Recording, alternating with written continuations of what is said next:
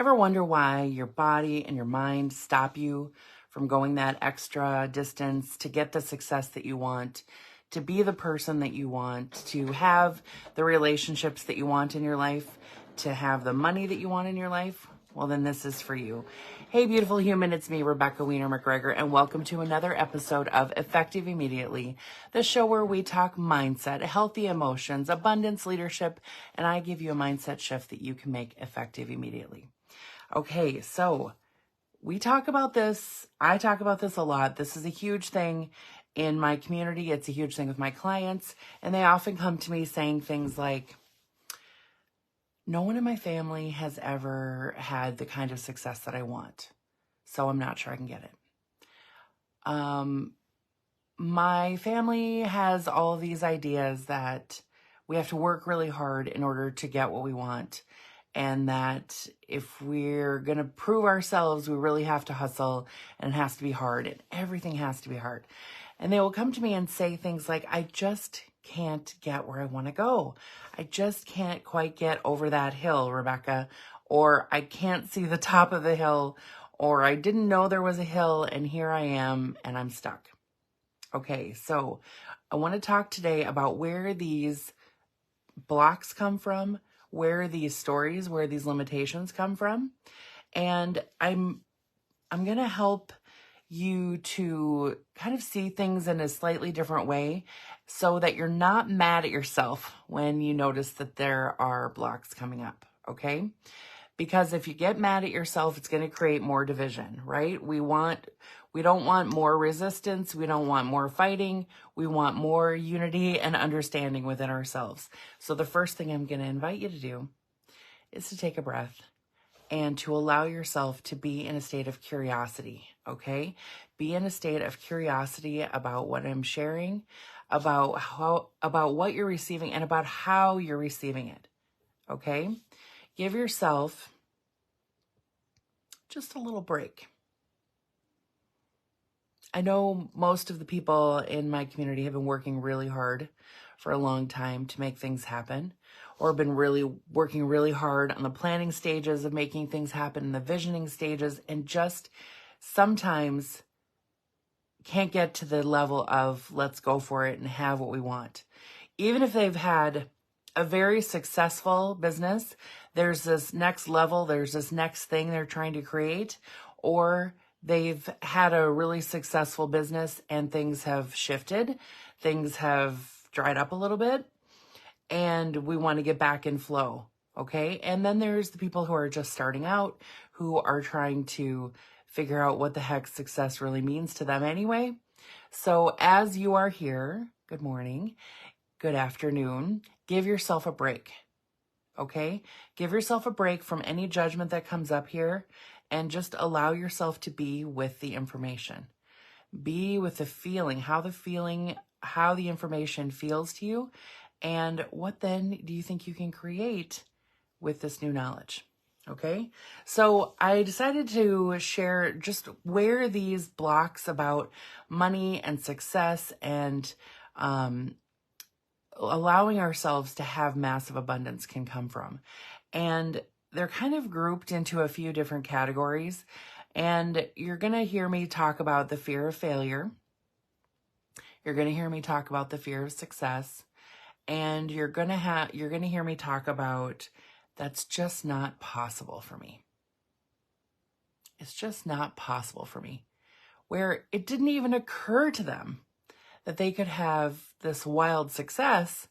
They thought it would just be like what they've been doing, or some little extra easier version, more free version of what they've been doing. Okay, so as we are going through our lives, we talk about a lot how a lot of our conditioning is really planted in us before age 3, about the time that we even realize that we and everybody else is everybody else. We already have our beliefs and patterns set in our mind. Isn't that amazing? It just blows my mind every time. And what we observe from our parents and our caregivers become our truth, become our reality. And it's so simple. It's like this tiny little moment, this tiny little shift. When we witness something, we see someone respond in a certain way in the situation, and it's like our sweet little sponge of a mind says, oh, that's how you do it. Just like when we learn how to do anything by watching other people, right? My father does with his great grandson this little thing where he'll have him mimic him, right? Like, and then my great nephew will go, and it's the cutest little thing. And this is what is creating conditioning in us, right? We're paying attention to how things are done when we're very, very young. And we create stories. We create beliefs. We create the way things are done in our mind. Because witnessing someone that we love, someone that we respect doing it a certain way says, oh, then that's the way I should do it. That's the way it's done. And there's a belief.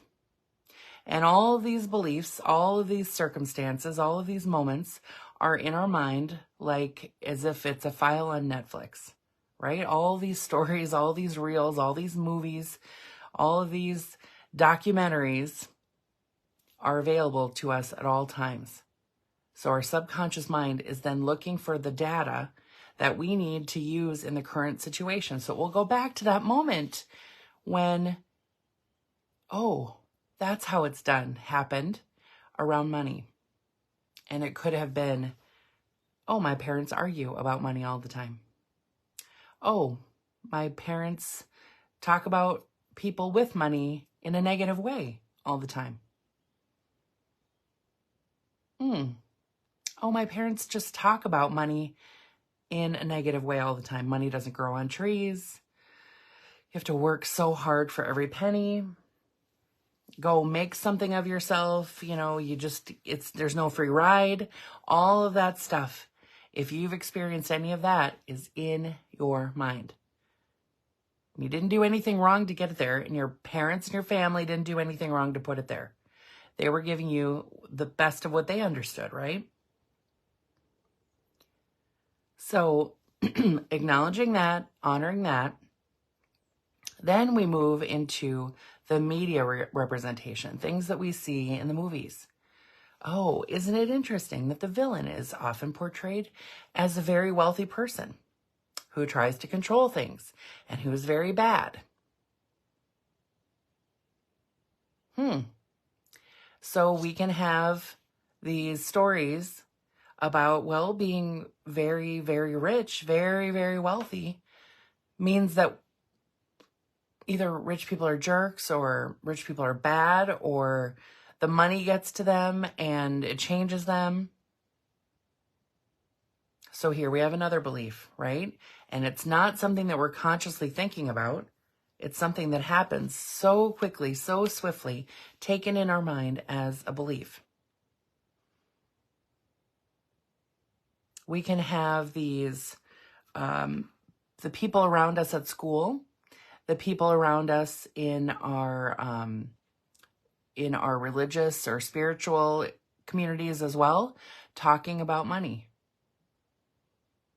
Often the lack of money and the being really quiet about your money and being quiet about your desire is often taught in religious and spiritual communities, right? Because, there's no bad thing here. I'm not judging anybody. Remember, we don't judge. We're just looking at the data. That we don't want money to be the focus. We want God or the religion or whatever to be the focus of our daily lives. We've misinterpreted things like the meek will inherit the earth kind of thing as well. So not being too proud, not wanting too much, not being greedy, these are often things that come up in our religious teachings. Naturally so. Because the foundation of them want us to be good, right? It would make sense that they want us to be good and to have the focus on our life about being good and taking care of others and doing all the good things. So it's really simple that the people around us share similar beliefs, right? And they might be just a little bit different because of the family they grew up in. Maybe the family they grew up in thought money was okay. It was easy to get money. You can see here that there are different strands of beliefs that are happening in our communities and with each other, where you might have a friend who it seems so easy for her to always have money. And it seems so easy, or it seems so easy for her to charge really well for her services in her business. Or it seems like she's always struggling with money, or she's always fighting for something, or she is always trying to take the hardest path, charging the least, trying to do good work in her business and trying to take care of her community, all of that. You can see that there are like these slightly different nuanced beliefs that happen, right? Because not everybody's beliefs are the same. And that as the beliefs from society come in, beliefs from our culture come in, all of those things get woven into these practices, these beliefs as well. And it's not a conscious thing. It's an unconscious teaching, and it's an unconscious lesson. So we're not blaming anybody. We're not blaming religion. We're not blaming our parents. We're not blaming our neighbors. We are just acknowledging where these things come from. Another place they come from is moments in our lives where we've had a failure, or we've been rejected or criticized. And those can make us really averse to risk. Because we have had a negative experience, because we have had a financial loss, we've had some financial trauma, we've had investments that go bad, those can shift us for a time as well. They can shift us permanently if we don't do the work on them. They can shift us for just a short amount of time. But they will create the story in us that we can't have it the way that we want. Maybe it's better not to try things because we will lose. Maybe we will lose more than we ever thought we could. Maybe it will be an exponential loss. And I don't want to face the criticism of that loss again. I don't want to feel rejected by others because of their judgments about my decisions. Because most of us have families, most of us have loved ones that we share things with, maybe a partner or spouse that knows things about us, or an investor who sees the books, sees the books once the investments have been made and the outcomes have been tallied. So this can make us in that place that can really expand into that fear of failure. I don't want to go down this road again. I'm going to freeze. I'm not going to do anything. I've been there before. I'm not going to try anything new. I'm going to stick with the things that I know. Even though my spirit wants to expand, my mind is telling me, my body is telling me, you're not going to try it. You're not going to go that way because it could fail. You could risk so much more. You could have a loss. You could be criticized. You could be rejected. Your spouse could leave you. See, there's lots of gunk that happens in the middle of those because of our past experiences. That right there is our subconscious mind trying to save us. It's our subconscious mind trying to save us from failure again. Because the subconscious mind thinks that failure means that we'll be abandoned and we'll die. Because our subconscious mind is always trying to keep us safe and alive. It does not care about our happiness. It's our spirit that wants happiness. I know, isn't it mind-blowing? So I had a massive failure last year. I worked on a project for a long time. It did not go the way that I wanted it to go. And it made me a little nervous, a little stalled in creating something else because that didn't work. So I had to do the mindset work, which I teach about. And I had to help myself move past that and be able to take steps, to take risks, to put myself out there again, and to do the things that I wanted to do in order to keep my spirit happy. I say that because we can have failures without being a failure. And I'll talk about this more next time, okay? But be sure right now to honor any times when you didn't feel the success that you wanted to feel, and maybe you felt like a failure, that you are not a failure. Even though that thing that you tried didn't work, it simply means that you are a visionary who's willing to try. So many people never try anything. So thank you for that little aside. But I wanted to share with you that it is important for you to not be thinking of yourself in a certain way, to only be loving and to acknowledge where you are and use that data to move forward to create something that can work for you. Try again, get back on the horse, do the thing. Okay.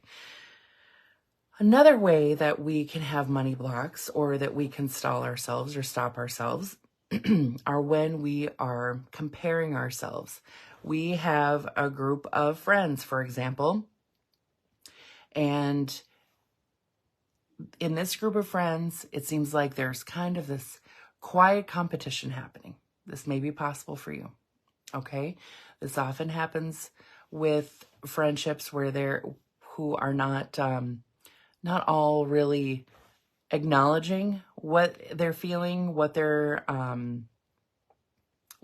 goal is, and the goal is for us to all be successful. Sometimes we can get in these little competitions between friends, and we can even see other people succeeding ahead of us and feel like we've already failed.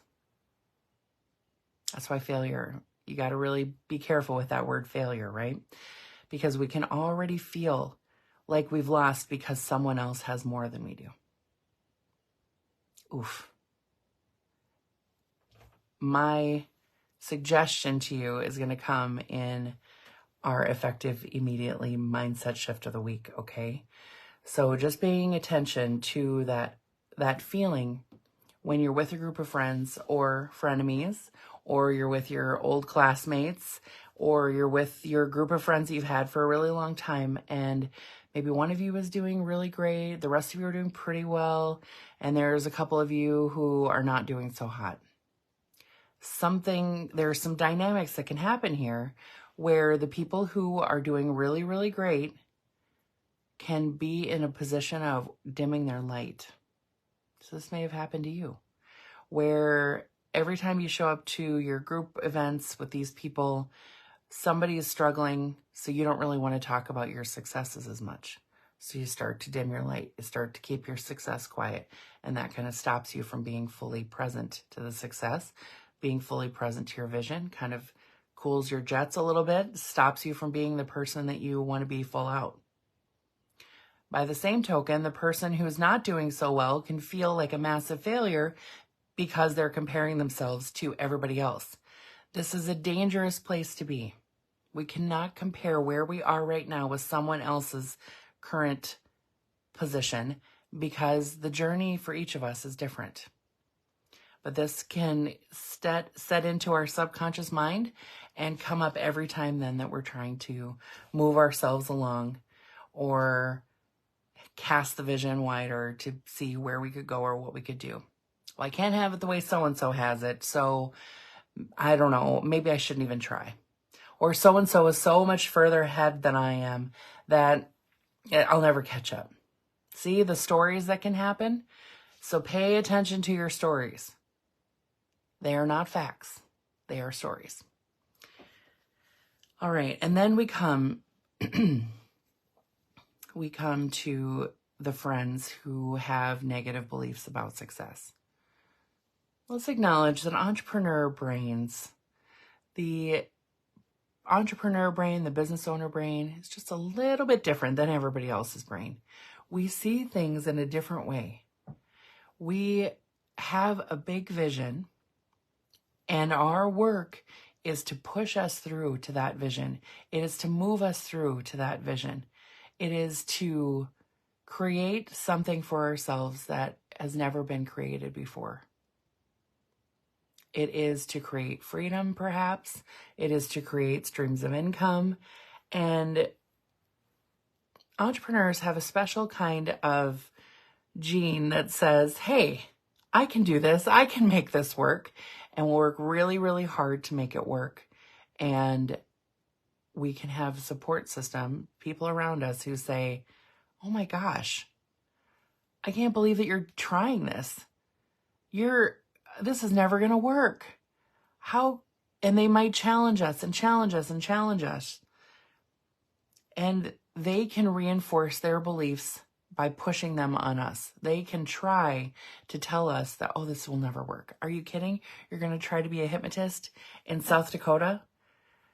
Oh my gosh, I just don't think anybody's gonna buy your stuff. I mean, I don't think you're gonna get any clients.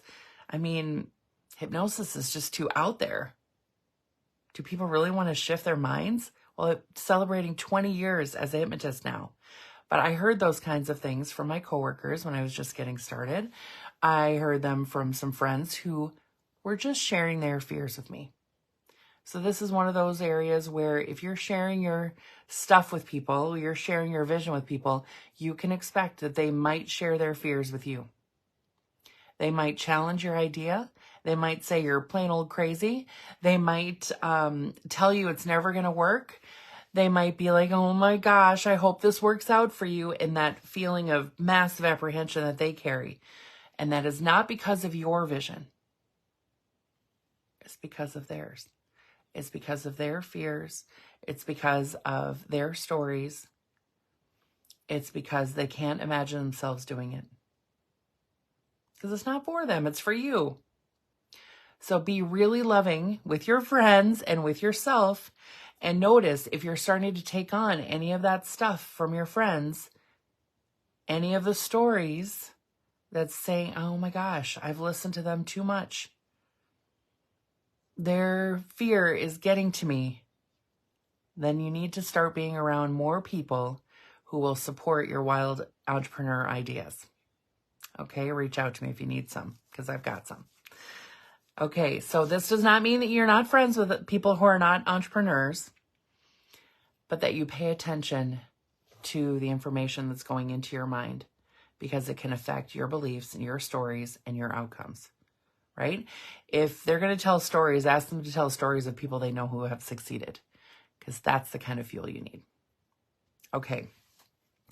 Finally, we're going to talk about the fear of failure, the fear of success, and simply the belief that I don't even think that I'm worthy of all of this. And by the way, all of these things can be changed. This is the basis of my work in hypnosis, one-on-one hypnosis, and also in my program in beautiful community, Extraordinary Wealth. So the fear of failure, that fear can be completely paralyzing. It can lead to procrastination, inaction, and the belief that the harder I try, I just can't get to where I want to go. That I'm just going to fail every time. This isn't going to work for me. And so I'm just not even going to try. I'm not even going to put it out there.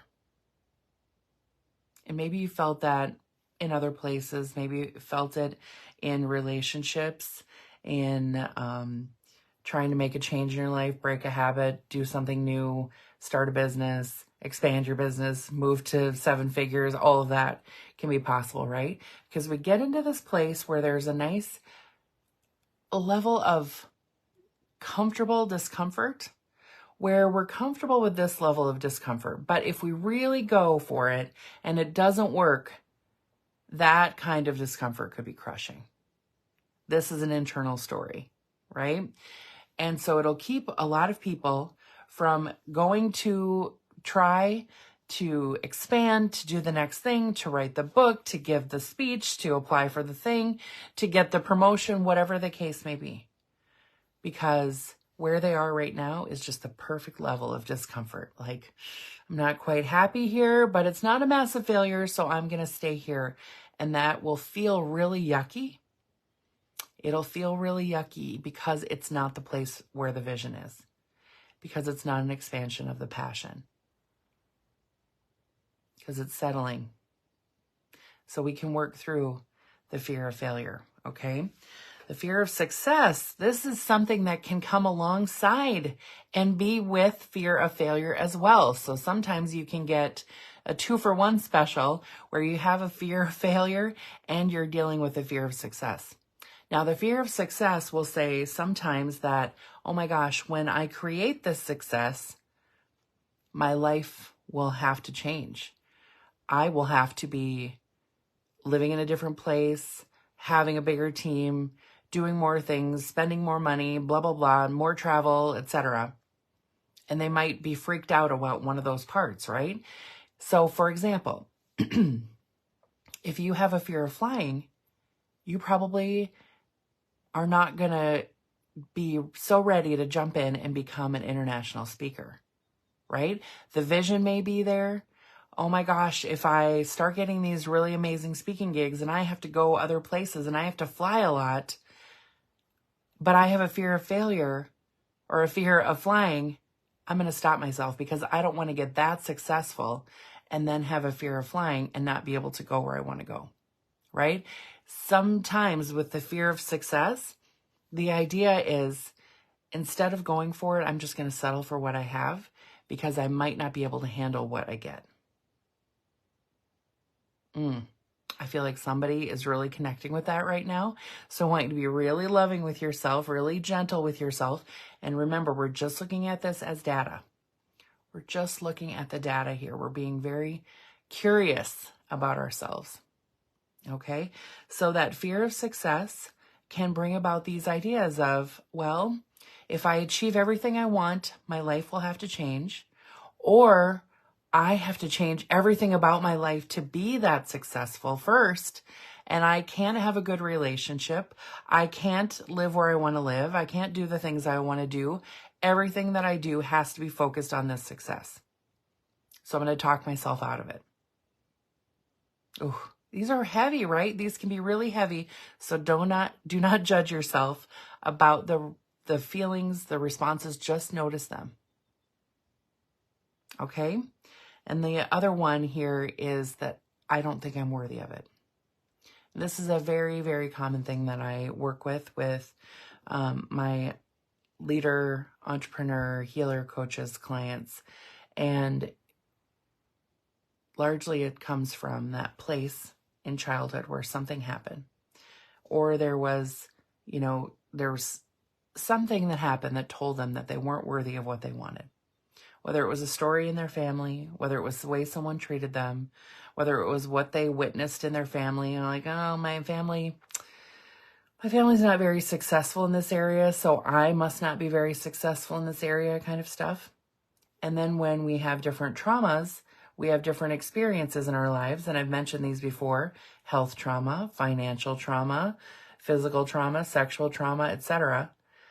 Those can shift our beliefs about what we are worthy of. Those can shift what's possible for us, what we think is possible for us. Not what's actually possible, but what we think is possible for us because of the stories that we create. I can't believe someone treated me that way. I must not be worth very much. And so I don't think I can have the life that I want. Remember this recent thing that happened? This was a big failure. I can't let myself try again. I can't let myself open up to abundance again because I just don't think that I'm worthy of it because I let this other thing happen, right? Lots of story here, lots of unkind thoughts. So be very aware of your thoughts. And I want you to remember, you have a resource right here. I'm willing and able to help you to shift those beliefs, shift those internal stories, neutralize them, neutralize the responses in your body, and help you embody the version of yourself that has everything that you want. To let your imagination come to life and even expand, and to allow yourself to actually see yourself with the things that you want and move in that direction. You can reach out to me at callwithrebecca.com to book a call to talk about what's possible for you, or you can check me out at RebeccaWiener.com to find out more about my programs. Okay, are you ready for your Effective Immediately mindset shift of the week? Okay. When you feel stalled, when you feel frozen, when you feel that feeling of, I can't do the thing that I want to do. I want you to put your hand on your heart and ground yourself. And as you do, as you take your breath and ground yourself, I want you to ask yourself, how much closer to my vision will I be when I take this action? And the answer may be a tiny step. It may be miles and miles advanced. It may be just a little bit. If I take this step, how much closer to my vision will I be? And then allow yourself to remember that even the tiniest step can release the bottleneck and can help you feel a success. A small success can actually help fuel you for your next step. So give yourself that breath. Ask yourself the question, when I complete this, how much closer to my vision will I be? And allow yourself to take the step, no matter the answer, because that step and the success that you create from even the tiniest step will give you confidence and start the momentum going for you to take your next steps. All right, practice this. Let me know how it's going. Reach out if you have any questions, and I'll see you next time. Bye for now.